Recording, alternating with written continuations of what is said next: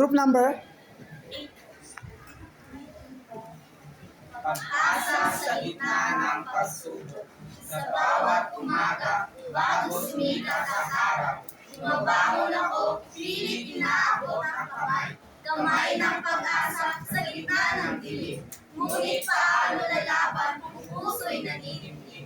Sa bawat pahinga ng aking libro, may mga sulat na nagbibigay linaw. Ngunit sa likod ng mga lina, may mga problema na hindi mawala.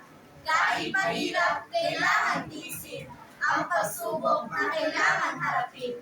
Pero hindi ako susuko dahil may pag-asa pa rin ang aking puso. Kahit mahirap, dapat mong ipaglaban ang pag-aaral at pagsubok sa tahanan upang matupad ang iyong pangarap, magsumikap at lumaban. Sa bawat luma, may mga pintig na nagbibigay ng liwanag sa aking buhay. Kahit mahirap, di ako susuko. Okay.